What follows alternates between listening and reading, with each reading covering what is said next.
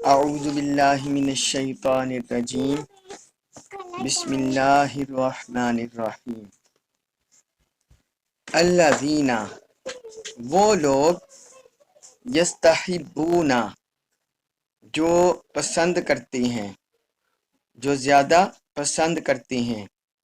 الحیات الدنیا دنیاوی زندگی کو علل اوپر الآخرتی آخرت کے الذین یستحبون الحیات الدنیا علی الآخرہ یہ وہ لوگ ہیں جو دنیاوی زندگی کو آخرت کے مقابلے میں زیادہ پسند کرتے ہیں وَيَصُدُّونَ اور وہ روکتے ہیں عن سے سبیل اللہ راستے سے اللہ کے وَيَصُدُّونَ عن سبیل اللہ اور وہ لوگوں کو اللہ کی راہ سے روکتے ہیں وَيَبْغُونَهَا اور یبغون وہ تلاش کرتے ہیں ہاں اس میں اور وہ اس دین حق میں تلاش کرتے ہیں عوجا کجی وَيَبْغُونَهَا عوجا اور وہ اس دین حق میں کجی تلاش کرتے ہیں اولئک یہی لوگ ہیں فی میں ضلال گمراہی میں بعید دور کی اولئک فی ضلال مبین ضلال بعید یہ لوگ دور کی گمراہی میں پڑ چکے ہیں۔ اس آیت مبارکہ میں اللہ رب العزت نے کافروں کی حسنتیں ذکر کی ہیں۔ پچھلی آیت میں ہم پڑھے ہیں کہ اللہ تعالیٰ نے کافروں کے بارے میں فرمایا وَوَيْلٌ لِّلْكَافِرِينَ مِنْ عَذَابٍ شَدِيدٍ کفار کے لیے سخت عذاب کے باعث بربادی ہے۔ یہ ہم پچھلی آیت کا مضمون اس پر ختم ہوا۔ اب وہ کافر کون ہیں، ان کی نشانیاں کیا ہے، علامات کیا ہیں اور کس وجہ سے وہ عذاب شدید میں مبتلا ہوں گے۔ اللہ رب العزت نے اس آیت میں ان کی علامات، ان کی نشانیاں اور حسائل بد وہ ذکر کر دیے ہیں۔ یہ 3 چیزیں اللہ تعالی نے ذکر کی ہیں اور پھر آخر میں ان کا انجام بھی ذکر کر دیا ہے۔ تو پہلا فرمایا الذین یستحبون الحیات الدنیا علی الآخرہ یہ وہ لوگ ہیں جو دنیاوی زندگی کو آخرت کے مقابلے میں زیادہ پسند کرتے ہیں، ترجیح دیتے ہیں۔ اب اللہ رب العزت نے یہ ان کا دنیاوی زندگی کو پسند کرنا اور ترجیح دینے کو ذکر کر دیا ہے، کیونکہ آخرت جو ہے، آخرت کی نعمتیں، آخرت کے انعامات، اللہ کی رضا وہ سارے پوشیدہ ہیں۔ وہ انسان کے مرنے کے بعد جیسے معاملات ہوں گے ویسے ہی پھر انسان کو وہاں جزا و سزا کا معاملہ ہوگا۔ تو چونکہ دنیا میں انسان کی آنکھوں پر پردے پڑے ہوئے ہیں، لہذا جو دنیا کی ظاہری چمک دمک ہے، دنیا کی لذتیں ہیں، دنیا کی آرائش و زبائش ہے، تو کافر انہی کو ترجیح دے دیتے ہیں اور اللہ کے رسول صلی اللہ علیہ وآلہ وسلم پر یقین نہیں رکھتے، ایمان نہیں رکھتے ان کے فرامین پر۔ اس لیے وہ صرف دنیاوی زندگی کو ہی سب کچھ سمجھتے ہیں اور وہ سمجھتے ہیں بس یہ دنیاوی زندگی ہی ہے، آخرت کا کوئی وجود نہیں ہے، اس لیے وہ دنیاوی زندگی کو ہی سب کچھ سمجھتے ہیں۔ تو اللہ تعالیٰ نے یہ ان کی حسرت پہلے ذکر کی کہ وہ آخرت پر دنیاوی زندگی کو ترجیح دیتے ہیں، اور دوسرا فرمایا وَيَصُدُّونَ عَن سَبِيلِ اللَّهِ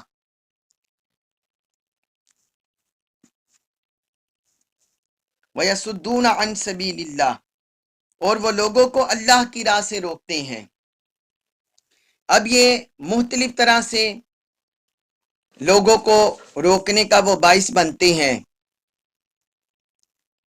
ایک تو یہ کہ وہ لوگوں کو اسلام قبول کرنے سے روکتے ہیں، وہ اسلام پر طرح طرح کا کیچڑ اچھالتے ہیں، جس طرح فی زمانہ دیکھتے ہیں وہ اسلام کے ساتھ دہشت گردی کو نتھی کر دیتے ہیں کہ اسلام دہشت گرد مذہب ہے، یہاں قتل و غارت گری ہے، وہ جہاد کا جو معنی اور مفہوم ہے اس میں حلت ملت کر دیتے ہیں، اور وہ بس لوگوں کے درمیان یہ فتنہ پھیلاتے ہیں کہ یہ قتل و غارت گری کا دین ہے۔ اس طرح وہ لوگوں کو اسلام سے روکتے ہیں۔ اور پھر دوسرا، یا وہ اسلام کے بارے میں لوگوں کے اندر شکوک و شبہات پیدا کر دیتے ہیں کہ یہ 14 صدیاں پہلے یہ دین اترا تھا، تقریباً 15 صدیاں لگا لیں، تو اس وقت یہ دین اترا تھا، قرآن بھی اس وقت اترا تھا، آج کے زمانے میں اس پر عمل نہیں ہو سکتا۔ پھر وہ جو موجودہ حالات ہے، موجودہ سینیریو ہے، سیاسی لحاظ سے، معاشی لحاظ سے جو مسلمان پسماندہ ہیں، ذلت کا شکار ہیں، اس کی طرف اشارہ کر دیتے ہیں۔ حالانکہ جو مسلمانوں کی 1000 سنہری تاریخ گزری ہے، جس میں مسلمان علم میں عروج پر تھے، سیاسی لحاظ سے عروج پر تھے، معاشی لحاظ سے عروج پر تھے، ٹیکنالوجی سائنس کے لحاظ سے اور جدید تہذیب یافتہ تھے، اس 1000 تاریخ کو نظر انداز کر کے یہ جو 150-200 سال کا دور ہے مسلمانوں کے زوال کا، اسی کو جو نادان لوگ ہیں ان کے سامنے رکھتے ہیں، عوام الناس کے سامنے رکھتے ہیں، اور لوگوں کو دین اسلام سے روکتے ہیں، برگشتہ کرتے ہیں۔ تو یہ اللہ تعالی نے فرمایا یہ ان کی حسرت ہے کفار کی۔ اور تیسرا فرمایا وَيَبْغُونَهَا عِوَجًا، اور وہ اس میں کجی تلاش کرتے ہیں، یعنی جو ان کو لوز پوائنٹ ملتا ہے کسی مسلمان کا، کسی صاحب ایمان کا، اس کو اسلام کے ساتھ جوڑ کر، تو اس میں طرح طرح کا ٹیر من اور کجی تلاش کرتے ہیں،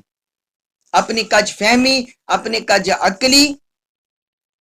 اور اپنے دل کے ٹیر پن کی وجہ سے۔ کبھی معاذ اللہ کے کلام پاک میں عیب نکالنے لگ جاتے ہیں، کبھی احادیث مبارکہ کو لے لیا، اس میں سے عیب نکالنا شروع کر دیا، تو طرح طرح کے، کبھی صحابہ کرام کے احوال کو لے لیا، کبھی حضور کی سیرت طیبہ کے زمانے کو لے لیا، مختلف حوالے سے وہ عیب جوئی کرتے ہیں۔ اللہ تعالیٰ نے فرمایا ان کا کام ہے وَيَبْغُونَهَا عِوَجًا۔ تو آخر میں فرمایا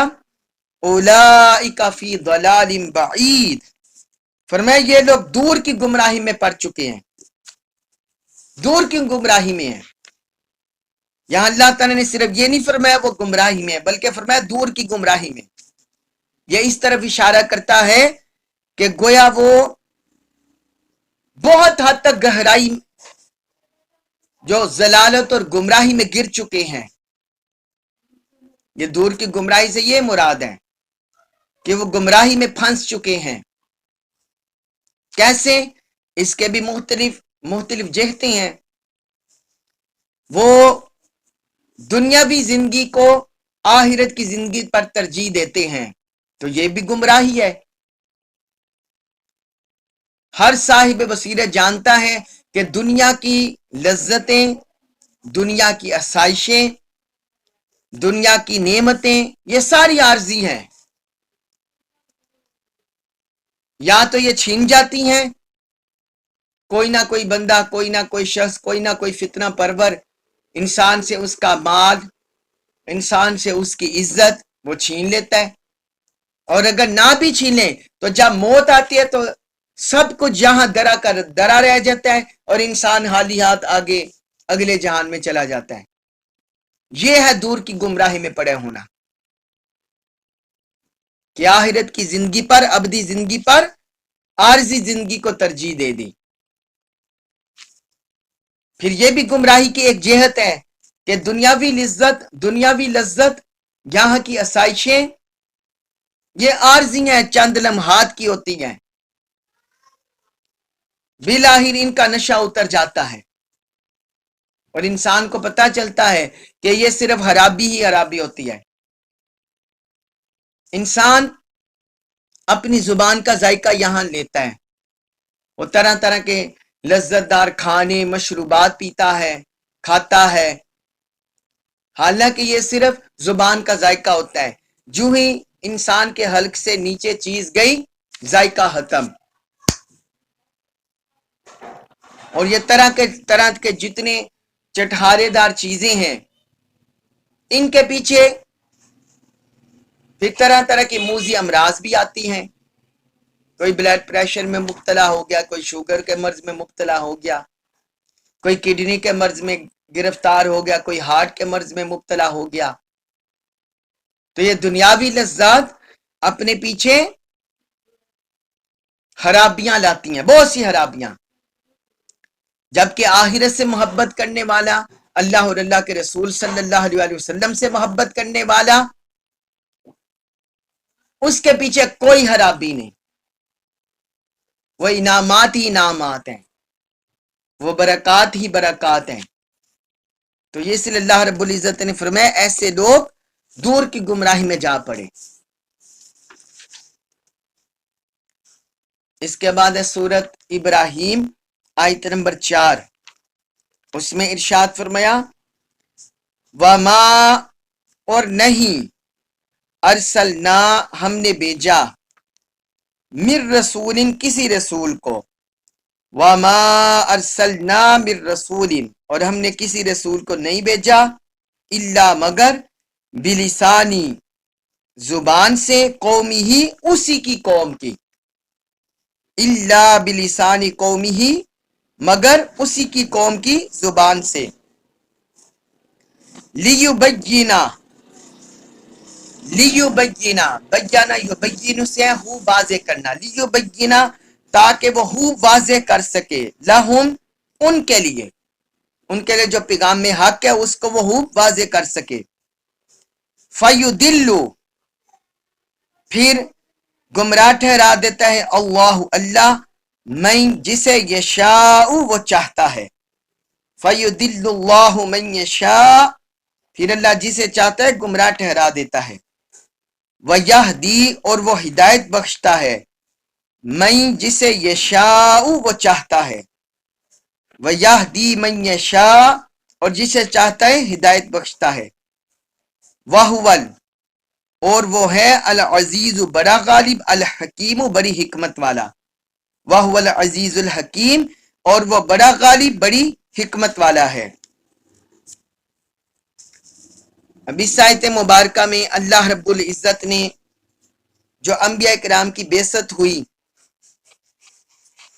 اس کا سٹرکچر ذکر کر دیا، تقاضا ذکر کر دیا کہ کن کے ساتھ بعثت ہوئی، اور مقصد ذکر کر دیا، اور ساتھ پھر اللہ تعالی نے اپنی قدرت، اپنا تصرف اور اپنی ملکیت، اس کا ذکر کر دیا۔ فرمایا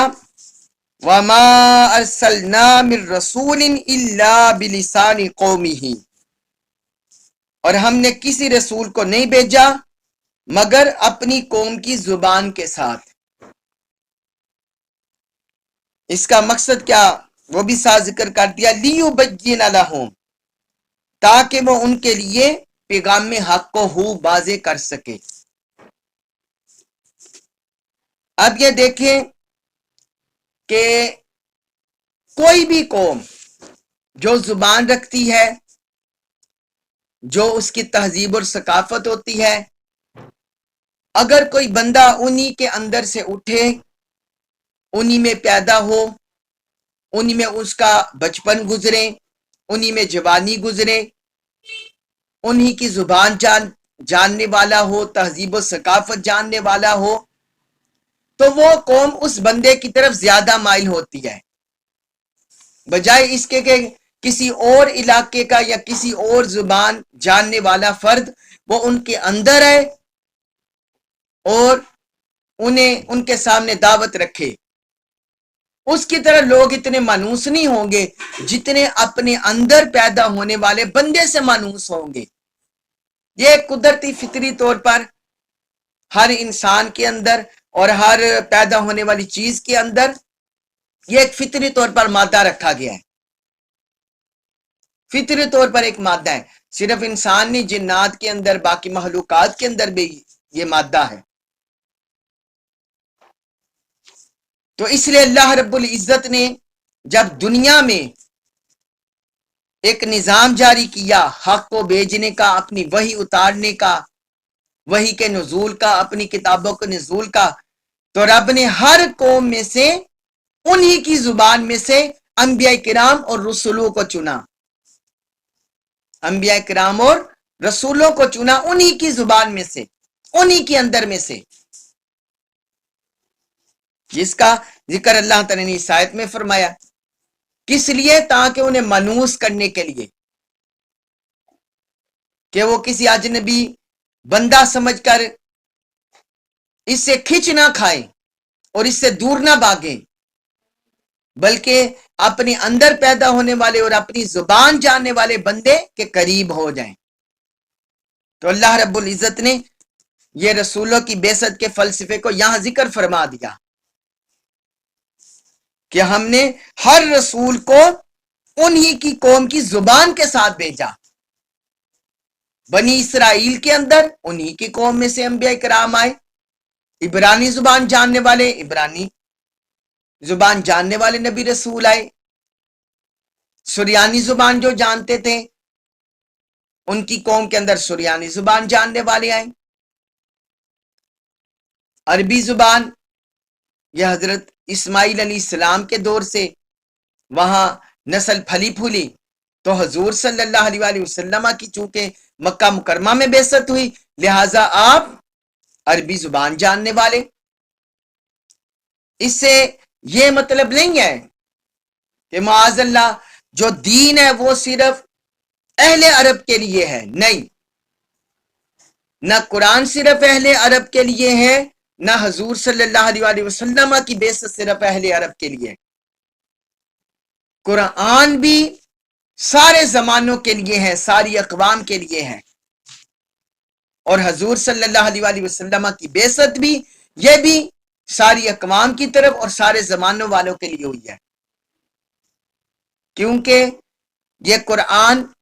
آخری کلام الہی ہے اور حضور صلی اللہ علیہ وسلم آخری نبی ہیں۔ تو جس طرح پہلے ایک کتاب اترتی اور وہ صرف اپنے زمانے والوں تک محدود تھی، اس کے باقی اقوام عالم کی طرف ان نبی رسول کی بعثت نہ ہوئی، لہذا وہ صرف اسی قوم تک رہی، جبکہ قرآن اور حضور صلی اللہ علیہ وآلہ وسلم کی رسالت چونکہ قیامت تک کے لیے ہے اور جمی انسانیت کے لیے ہے، لہذا اللہ تعالی نے اس کو یہ سہولت دے دی کہ اس میں دنیا بھر میں جتنی زبانیں جاننے والے انسان ہیں، قرآن و حدیث کے ترجمے انہی زبانوں میں ہونے لگے، انہی زبانوں میں قرآن و حدیث کے ترجمے ہونے لگے، اور اللہ کے یہ جو آخری پیغام ہے کلام پاک کی شکل میں، حضور صلی اللہ علیہ وسلم کی رسالت کی شکل میں، یہ شرق تک غرب پھیلنے لگا، کیونکہ اللہ رب العزت نے فرما دیا آپ کی رسالت کے بارے میں سورۃ الاعراف آیت نمبر 158 میں، قل یا ایھا الناس انی رسول اللہ الیکم جمیعا، اے حبیبہ فرما دے اے لوگو بے شک میں تم سب کی طرف اللہ کا رسول ہوں۔ اسی طرح سورۃ الفرقان میں فرمایا، اس میں جمیع عالمین کا بھی ذکر کر دیا، تبارک الذی نزل الفرقان علی عبدہ لیکون للعالمین نذیرا، وہ بڑی برکت والا ہے جس نے اپنے مقرب بندے پر فیصلہ کرنے والی کتاب نازل کی تاکہ وہ تمام جہان والوں کے لیے ڈرانے والے ہوں۔ پھر اس طرح قرآن کے بارے میں بھی ہے، ان ہوا الا ذکر للعالمین، کہ یہ سارے جہان والوں کے لیے نصیحت ہے، اور کہیں فرمایا ھدی للناس، یہ سارے لوگوں کے لیے ہدایت ہے۔ تو قرآن اور صاحب قرآن یہ ہم گیر انسانوں کے لیے، تمام انسانوں کے لیے اور تمام عوالم کے لیے، جنات کے لیے، نباتات کے لیے، حجر شجر کے لیے، حیوانات کے لیے، سب کے لیے حضور صلی اللہ علیہ وآلہ وسلم رسول بن کر تشریف لائیں۔ تو یہاں اللہ رب العزت نے اسی قوم میں سے رسول کی بعثت کا ذکر کر دیا، لیبین لہم، تاکہ وہ جو رب کا پیغام ہے وہ ان کے لیے واضح کر سکیں، ان کے درمیان انس پیدا ہو اور انہیں پتا ہو کہ کلام الہی کا کیا منشا ہے، کیا تعلیمات ہیں۔ پھر آگے فرمایا فَيُضِلُّ اللَّهُ مَن يَشَاءُ،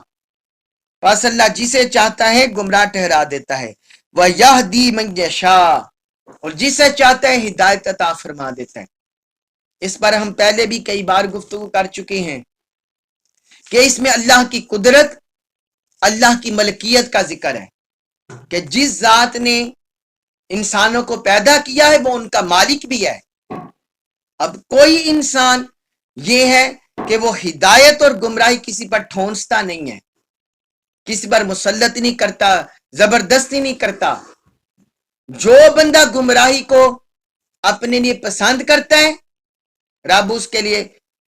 چھوڑ دیتے ہیں راستہ، ٹھیک ہے تم گمراہی اپنا لو، اور جو بندہ ہدایت کی طرف آ جاتا ہے رب اس کا مقدر ہدایت بنا دیتا ہے۔ اس سے مراد یہ ہے اللہ رب العزت کی قدرت ہے یہ کہ جو جیسا راستہ اختیار کرتا ہے اللہ تعالیٰ کی طرف سے اس پر کوئی جبر، کوئی مسلط نہیں کیا جاتا،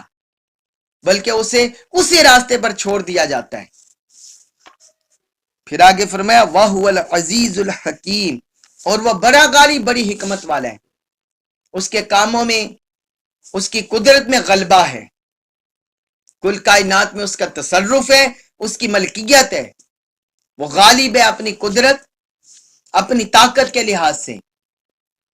اور وہ بڑا حکمت والا ہے، اس کے کاموں میں بڑی حکمت بھی ہے۔ جو انسانوں کے اندر اس نے انبیاء کرام اور رسولوں کو بھیجا، اپنے کلام کی وحی نازل کی تاکہ انسان خیر اور شر میں فرق جان سکے، ہدایت اور ضلالت میں فرق جان سکے، ایمان اور کفر میں فرق جان سکے، یہ اس کے کاموں میں حکمت ہے۔ تو جو بندہ راہ ہدایت نہیں پاتا، گمراہی اختیار کرتا ہے،